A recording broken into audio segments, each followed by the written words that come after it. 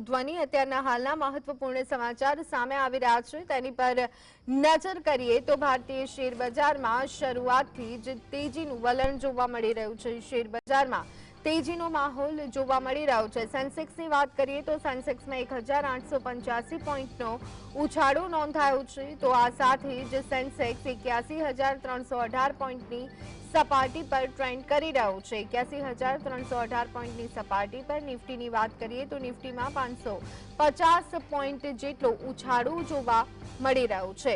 Nifty 24585 પોઈન્ટની સપાટી પર જોવા મળી રહ્યો છે। શેર બજારમાં તેજીનો માહોલ જોવા મળી રહ્યો છે।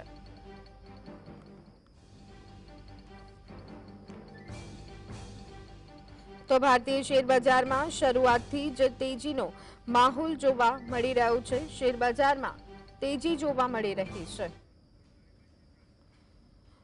તો આ અંગે અત્યારે હાલ ચર્ચા કરવા માટે આપણી સાથે માર્કેટ એક્સપર્ટ રવિ દિયોરા જોડાઈ ગયા છે। રવિ, આપનું સ્વાગત છે જીએસટીવીમાં। જે રીતે શેર બજાર તેજીમાં જોવા મળી રહ્યું છે, શું પ્રતિક્રિયા?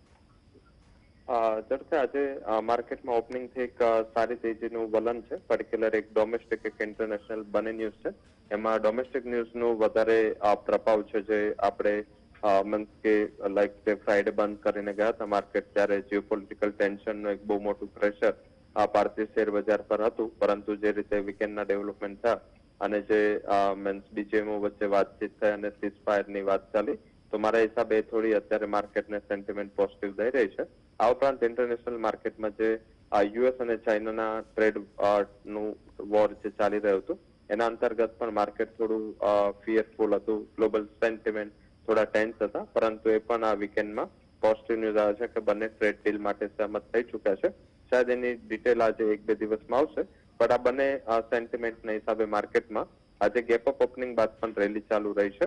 અને પર્ટિક્યુલર ફાઇનાન્શિયલ છે એમાં બહુ સારો આજે એક શોર્ટ કવરિંગ છે। મેટલમાં અને ગવર્મેન્ટ પીએસયુ કંપનીઓ છે જે આજે માર્કેટને સપોર્ટ કરી રહી છે।